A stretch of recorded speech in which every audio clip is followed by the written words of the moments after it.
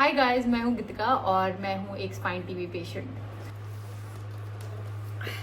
शक्ल पे क्या असर आ रहा है, आपकी बॉडी पे क्या असर है, जो आपको ये पिंपल्स टाइप के दिख रहे हैं, दिस इज ऑल। अगर आप डायग्नोज कर लोगे तो शायद आपको ज़्यादा प्रॉब्लमेटिक नहीं होगा। मेडिसिन छोड़ दोगे ना तो वापस आ जाता है टीबी। मेरा मेन मोटिव ये है इस वीडियो को बनाने का कि ताकि जिसको स्पाइन इन्फेक्शन या फिर जिसको ट्यूबरकुलोसिस हुआ है किसी भी तरीके का, चाहे वो लंग ट्यूबरकुलोसिस हो, चाहे वो बोन ट्यूबरकुलोसिस हो, चाहे वो स्पाइन ट्यूबरकुलोसिस हो, उनको थोड़ी हेल्प मिल पाए।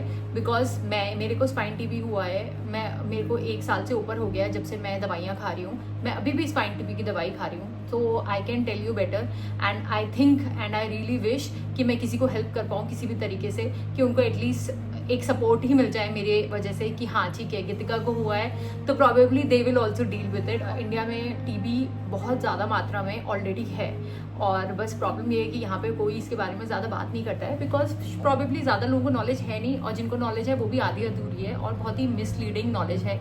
इंटरनेट पर भी अगर आप ढूंढते हो तो बहुत ज़्यादा कुछ आपको इसके बारे में मिलता नहीं। तो मैं बहुत ज़्यादा टेक्निकल लैंग्वेज में ना जा करके मैं कोशिश करूँगी इसको बहुत सिंप्लीफाइड तरीके से रखूँ, कि ताकि आपको समझ में आ पाए कि सपोजिंगली आगे जा करके आपको कुछ भी इस टाइप के सिम्टम्स लगते हैं तो आप उससे बच पाओ, आप एक बार अपना डायग्नोसिस एटलीस्ट करवा पाओ और आपको पता हो कि ये इतना सिवियर है तो मुझे अब डॉक्टर के पास जाना चाहिए एंड मुझे सही डॉक्टर के पास जाना चाहिए, कि आप तक कुछ अच्छी इन्फॉर्मेशन पहुँचे। और अगर एक आदमी को भी हेल्प मिल जाती है मेरे इस वीडियो से तो nothing is better than that. मेरे लिए काफ़ी सक्सेसफुल वीडियो रहेगा। क्या करना चाहिए, या फिर मेरे जैसे और लोग हैं जिनको अगर स्पाइन टीबी के सिम्टम्स लग रहे हैं या कुछ सिम्टम्स लग रहे हैं ऐसे एबनॉर्मल से, तो उनको क्या करना चाहिए before it is too late. So मैं आपको बताती हूँ अपनी कहानी से कि मेरे को क्या क्या सिम्टम्स फील हुए, किस तरीके से मुझे पता चला कि मुझे स्पाइन टीबी है। सो इनिशियली मेरे को काफ़ी महीने पहले, मतलब 1 साल से पहले की बात है, मतलब स्पाइन टीबी मेरे अंदर काफ़ी टाइम से डेवलप हो रहा था, but I had no clue.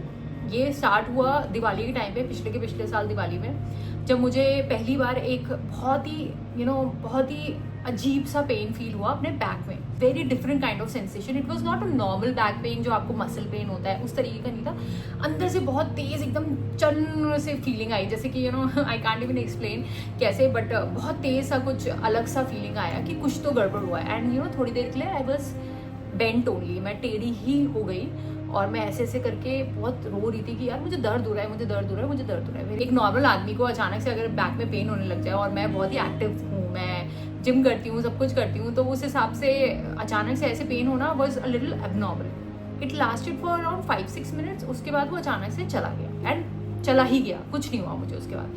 तो दिवाली वगैरह हमारी हो गई अच्छे से, 1-2 महीने गुजर गए। उसके बाद जैसे जैसे दिसंबर आने लग गया, मेरे बर्थडे के आसपास, उस टाइम पे मुझे सिम्टम्स ऐसे आने लग गए कि मुझे बैक पेन ज़्यादा होने लग गया। रात में सोते वक्त होता था, सुबह उठती थी तो होता था मुझे बैक पेन। जनरली क्या होता है, आपको मसल पेन वगैरह होता है तो अगर आप थोड़ा सा उस पर प्रेशर मारो या आप आयोडेक्स या फिर डाइक्लोफेनाक वगैरह कोई ट्यूब लगाओ तो आपको आराम मिल जाता है। बट यहाँ पे कुछ भी लगा लो, कुछ फर्क ही नहीं पड़ रहा था। इंटरनेट पे ढूंढो तो आपको यही सब मिलता है कि सैटिका हो सकता है, या फिर किसी को स्पॉन्डिलाइटिस हो सकता है, या कुछ और मसल स्प्रेन हो सकता है, ये सब आते हैं जनरली। और एज ऑलवेज नॉर्मल पर्सन की तरह मैंने भी गूगल उठाया, मैंने भी सर्च किया, तो मुझे लगा ठीक है ऐसे हो रहा है। तो उसी टाइम पे चली गई मैं ऑर्थोपेडिक के पास। फरीदाबाद में एक ऑर्थोपेडिक हैं, डॉक्टर सचदेवा, उनके पास मैं चली गई और वहाँ पे गई तो उनको मैंने बताया। तो एक जनरल हर डॉक्टर का यही होता है कि चलो यार एक्सरे कर लें, ये बहुत बेसिक टेस्ट होता है, विच आई एग्री टू, कि एज अ डॉक्टर पहले तो उन्होंने मुझे नॉर्मल दवाइयाँ दी। इनफैक्ट एक्सरे भी वो इतना नहीं कह रहे थे, मैंने ही बोला कि नहीं सर आप एक बार एक्सरे कर लो, somewhere I feel something is off. और हाँ, मैं एक चीज़ बताना भूल गई, उससे पहले ये भी हो रहा था कि मैंने जिम किया, I started doing gym. Day I did my back exercise, उस दिन मुझे इतना पेन हो। अच्छा, जब आप जिम करो ना और बहुत टाइम बाद जिम ज्वाइन कर रहे हो, जैसे 2-3-4 महीने का गैप हो गया, तो आपको एनी हाउ बहुत पेन होता है, आपको पूरी बॉडी टेढ़ी मेढ़ी होती है। तो वैसा ही मुझे पेन हो रहा था, तो मुझे समझ नहीं आ रहा था, पेन इतना ज़्यादा था और ऐसे समझिए डिफ्रेंशिएट ही नहीं कर पा रही थी मैं। मुझे लग रहा था ये जिम की वजह से हो गया, मैंने ज़्यादा बैक पे स्ट्रेस, मतलब बैक एक्सरसाइज ज़्यादा कर ली है, मेरी बैक अभी वीक है, मे बी और स्ट्रेंथनिंग की जरूरत है। तो मैंने अगले दिन और ज़्यादा किया और पेन बढ़ने लगी। डॉक्टर ने मुझे नॉर्मली मसल रिलैक्सेंट्स, थोड़े पेन किलर्स, ये सब दिया। उन्होंने कहा कि तुम 1 हफ्ते खाओ इसे, एंड 1 हफ्ते नहीं, आई थिंक 15 दिन खाओ, उसके बाद मुझे दिखाना। तो क्या था कि मैं हफ्ते में 1 बार भी खा लेती थी तो पेन किलर का असर रहता था, क्योंकि अभी पेन इतना एक्सट्रीम नहीं था। तो इवेंचुअली वो रिजॉल्व हो जाता था कुछ टाइम। जैसे जैसे फेब आने लग गया मेरा पेन थोड़ा ज़्यादा बढ़ने लग गया कि हर हफ्ते में मुझे 2-3 बार पेन होने लग गया। मेरी दवाई की ड्यूरेशन बढ़ने लगी, मैं ज़्यादा दवाइयाँ खाने लगी, हर वक्त दवाई पॉप इन कर देती, हर वक्त दवाई पॉप इन। डॉक्टर के पास चली गई थी, ऑर्थोपेडिक के पास फेब में। मैंने उनको जाके बोला कि सर यार ये तो आपने बोला तो 15 दिन था, बट मुझे ज़्यादा टाइम हो गया और ये पेन जा नहीं रहा है। एंड इसको इनिशिएट करने वाले मेरे हस्बैंड थे। रजत ने बोला कि यार चलो यार बहुत हो रहा है, मुझे MRI करवाना है तुम्हारा, तुम कब से परेशान हो रही है इसकी वजह से। एंड होता क्या था ना, उस टाइम में मेरे थोड़े मूड स्विंग भी हो रहे थे, but I was not able to relate to it. मुझे लग रहा था कि यार ये नॉर्मली बताइए, मैं बहुत जल्दी थक जा रही थी, मुझे थकान हर वक्त फील होती थी, इरिटेट हो रही थी, मैं क्रैंकी हो रही थी, कई बार रजत से लड़ाई हो जाती थी, ये सब चीज़ें काम कर रही थी, तो मैं बहुत एजिटेट हो जाती थी, बहुत ज़्यादा इरिटेटेड फील करती थी।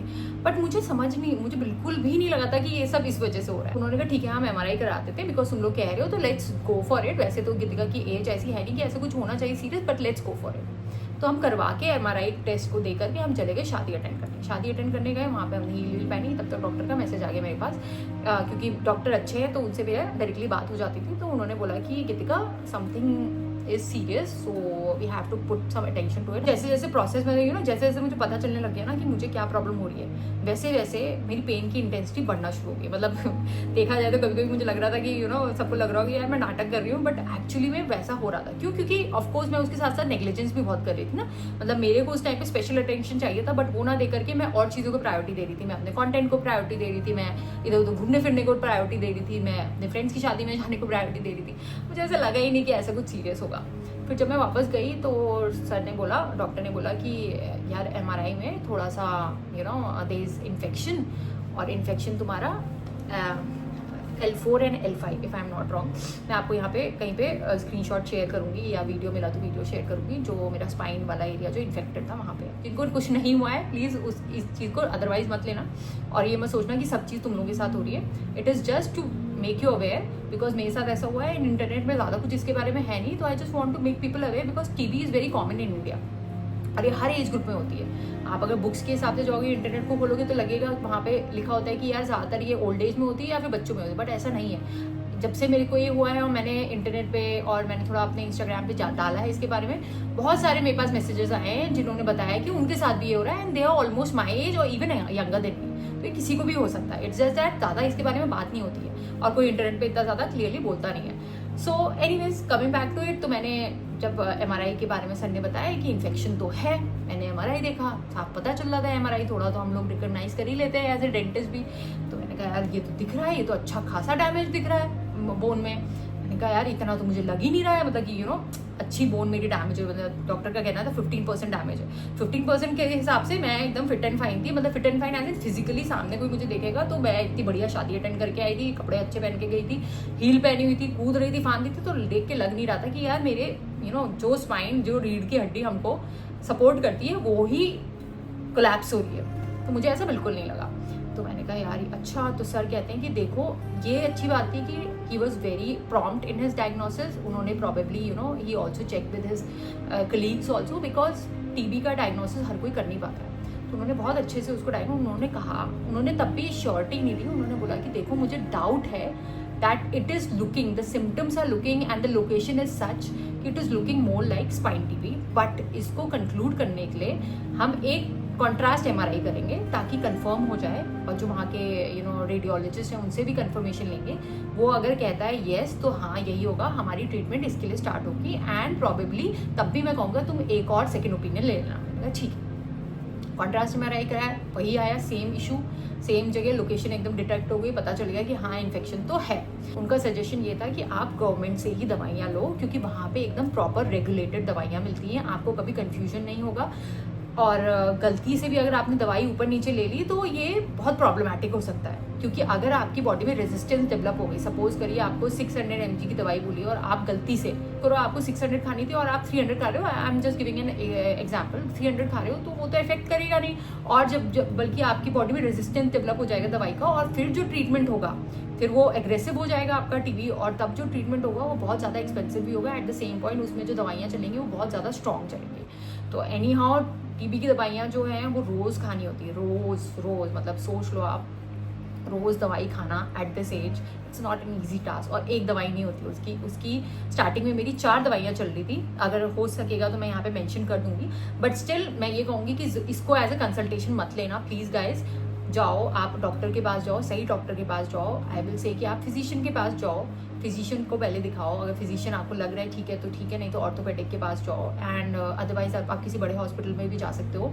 और इसके अलावा अगर आपका डिटेक्ट हो जाता है स्पाइन टीबी तो आप गवर्नमेंट जो मेडिकल होते हैं आपके सेंटर्स होते हैं, हर जगह होते हैं। जैसे हम लोग अगर दिल्ली में रह रहे हैं तो दिल्ली में भी आसपास जितने भी मेडिकल सेंटर्स होंगे वहाँ पे स्पाइन टीबी की मेडिसिन, स्पाइन क्या ट्यूबरकुलोसिस की मेडिसिन होती हैं अवेलेबल। दवाइयाँ सही होनी चाहिए, this is very very important in spine TB. तो I went to straight up to government sector, वहाँ पे मैंने बता दिया आसपास का मेडिकल जो भी मैं सेंटर था वहाँ पे मैंने कंसल्ट किया, उनको बताया कि मुझे स्पाइन टीबी डिटेक्ट हुआ है। तो उन्होंने उस हिसाब से मेडिसिन मेरी स्टार्ट की। तो स्टार्टिंग में मेरी 4 मेडिसिन थी, I will mention the name. उसके बाद after I think 12 months after 6 months मेरी 3 मेडिसिन हो गई थी। तो ये आप अपने आप से मत वो करना, इसको आपको प्रॉपर चेकअप करवाना पड़ेगा, तब आपको उस हिसाब से बताएंगे। तो जनरली यही होता है कि जो भी आपका ट्यूबरकुलोसिस है 6 मंथ्स 4 मेडिसिन चलती हैं, 6 मंथ्स के बाद आपका जनरली 3 मेडिसिन पे आ जाता है, और वो आपको लंबे समय तक खानी होती है जब तक आपका ट्रीटमेंट सक्सेसफुल ना हो। तो अभी क्या है कि जो मेरा लास्ट MRI हुआ था उसमें अभी भी थोड़ा सा इन्फेक्शन था, लाइक अराउंड 5%, पूरी तरह हीलिंग नहीं हुई थी। तो इस वजह से अभी डॉक्टर ने कंटिन्यू करने को कहा है। एंड बहुत बहुत बहुत ज़्यादा इंपॉर्टेंट होता है कि स्पाइन टीबी की मेडिसिन ना आप बीच में नहीं छोड़ सकते हो। सपोज करो अगर मैं दिन का टाइम है मेरा खाने का, और उसका एक टाइमिंग होता है फिक्स कि ये वाली दवाई सुबह खानी है, ये वाली दिन में खानी है और ये वाली शाम को खानी है, तो वैसा ही आप मैनेज करो ताकि आपके बॉडी में अच्छे से एब्जॉर्प्शन हो दवाई का, तो उसका जल्दी इफेक्टिव होगा। साथ में हो सकता है डॉक्टर आपको कैल्शियम की दवाइयाँ भी दे, मल्टीवाइटामिन भी दे, आपको वो सब भी खानी होगी, आपको विटामिन D भी मिलेगा, ये सब भी खाना होगा। तो जैसा जैसा डॉक्टर बता रहा होगा आपको वो सब लेना है। सप्लीमेंट्स तो बहुत ज़्यादा ज़रूरी है इस केस में, बिकॉज आपकी बॉडी को बहुत बहुत स्ट्रेंथ चाहिए होती है इस बीमारी को केटर करने के लिए।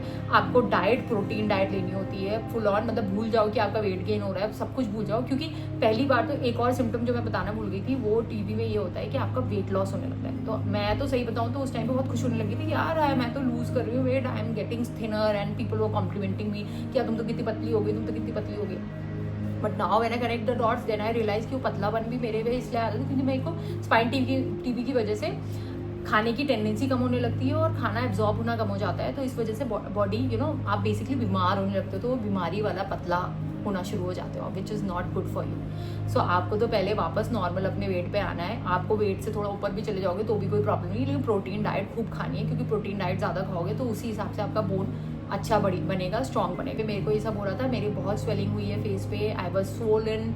इंटरनेट पे मैं कंटेंट डालती थी तो भी कई बहुत गंदे गंदे कमेंट्स आते थे मेरे ऊपर, but I had to I can not keep on explaining everyone की रीज़न क्या है। मैं मेरे पे फेस पे स्वेलिंग क्यों है, मैं ज़रा सा कुछ काम करती हूँ तो मेरे स्वेलिंग आ जाती फेस पे, मेरी बॉडी में स्वेलिंग आ जाती। मेरे शूज़ फिट नहीं हो रहे थे मेरे पे, मतलब मेरा 40 साइज है तो 40 भी नहीं फिट हो रहा था मेरे पे, स्वेलिंग इतनी हो जा रही थी बॉडी में, क्योंकि आप इतनी दवाइयाँ कंज्यूम कर रहे हो, रोज़ एंटीबायोटिक खा रहे हो आप, तो सोचो ना उसका इम्पैक्ट क्या होगा। तो बट ये है कि हाँ, मैं ये बोल सकती हूँ कि यार इनिशियली हो सकता है आपको बहुत स्ट्रगल लगे, आपको लगे कि यार ये मेरे साथ ही क्यों हुआ, बहुत सारे इस टाइप के क्वेश्चंस आएंगे।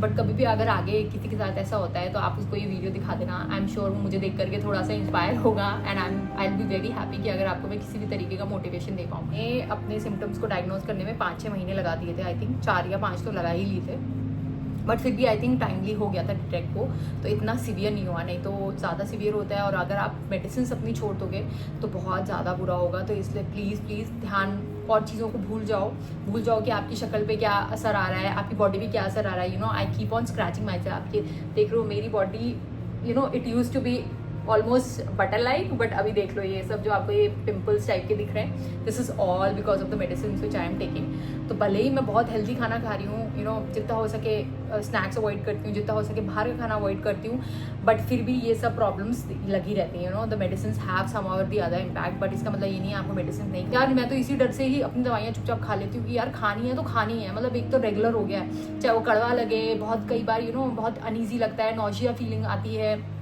वॉमिटिंग फीलिंग आती है। बट अगर आप अपनी हेल्दी डाइट मेंटेन करोगे ना तो आपका ये सब भी ठीक होने लग गया। शुरू में थोड़ा मुझे ज़्यादा होता था, otherwise later on it went fine. और अब तो ऐसे मैं खाती पॉप इन करती हूँ दवाई, पता भी नहीं चलता कि इसका क्या फ़र्क हो रहा है क्या नहीं हो रहा है। फिजिकली ऑफकोर्स स्वेलिंग रहती है बॉडी में, बहुत चैलेंजेस रहते हैं। दूसरी चीज़, जब भी स्पाइन टीबी का डायग्नोसिस होता है सबसे बड़ा मिसकंसेप्शन होता है, बहुत सारे लोग ना, जैसे मैं नॉर्मली भी फ़ोन पे बताती थी मुझे पेन हो रहा है ये हो रहा है, तो सब लोग अपने आप से डॉक्टर्स बनने लगते हैं और कहने लगते हैं अरे सैटिका होगा, अरे स्लिप डिस्क होगा, अरे स्पॉन्डिलाइटिस होगा। But please you have to go to the right doctor. अगर आपको पेन ज़्यादा हो रहा है, जैसे मुझे थोड़ा सा नर्व से रिलेटेड इश्यूज होना शुरू हो गया था, तो सिम्टम्स ऐसे बढ़ रहे थे कि मैं रात में सो भी नहीं पा रही थी। इतना पेन था, मेरा पूरा झंझनाता था पैर। एंड अगेन रजत उसको दबाने की कोशिश करता था, मेरे को प्रेशर देने को कोई फर्क नहीं पड़ता था, कोई फर्क नहीं। एक्सट्रीमली इन्फ्लेम्ड होता है तो आपको कुछ नहीं करना है वहाँ पे, you just have to rest. That's the only best thing you can do. आपको बस रेस्ट करना होता है। डॉक्टर ने मुझे पहले दिन से बेड रेस्ट कह दिया था, मैं बेड रेस्ट करती थी। तो इनिशियल पहले 1 महीने में थे तो इतनी दिक्कत हो रही थी कि मन करता नहीं था बेड रेस्ट करने का, बट मजबूरन करना पड़ता था क्योंकि मेरा रात भर मेरे को नींद नहीं आती थी। इतना ज़्यादा नर्व पेन होता था, इतना रेडिएट करता था पेन, और कोई कुछ कर ही नहीं पाता, कुछ सुन्न हो जाता था और पेन करता था अंदर ही अंदर, रात भर पेन करता था, रात में ज़्यादा बढ़ जाता था पेन ये। तो ये भी एक मेजर चीज़ थी। बट फिर इवेंचुअली उन्होंने जब मुझे नर्व की दवाई दी तो थोड़ा कंट्रोल होने लग गया था। तो 1 महीना पहले का 1 महीना बहुत डिफिकल्ट था मेरे लिए, उसके बाद चीज़ें स्टार्टेड गेटिंग बेटर। अगर आपको कोई क्वेरीज हो तो आप नीचे मुझे मैसेज कर, मतलब नीचे कमेंट कर सकते हो। आई विल मेक श्योर कि मैं नेक्स्ट वीडियो में आपकी क्वेरीज ज़रूर सॉल्व करूँ। And I am not really sure कि ये वीडियो कोई देखेगा भी कि नहीं देखेगा, if it is of your interest और नॉट। बट अगर आपको लगता है कि इस वीडियो से आपके किसी फैमिली मेम्बर को हेल्प मिल सकती है तो डेफिनेटली उनसे शेयर करिएगा। And I just want them to know कि मैं भी हूँ स्पाइन टीबी की patient, even I am a sufferer and looking at me. शायद आपको पता भी ना चले कि मेरे साथ इतना सब कुछ हुआ था, बट अभी मैं यहाँ पे बैठी हूँ। एक टाइम था कि मैं नीचे ज़मीन तक तो झुक भी नहीं पाती थी, मतलब बैठ ही नहीं पाती थी। मुझे एक ऐसे सपोर्ट चाहिए होता था हमेशा ऊंचा उठा हुआ। तो बहुत सारे चैलेंजेस हुए हैं, किसी और दिन इसके बारे में बात करेंगे ज़रूर से। बट अभी के लिए वीडियो उनको शेयर करिएगा जिनको आपको लगता है कि थोड़ा और ध्यान देना चाहिए। चलो, take care guys, bye, much love.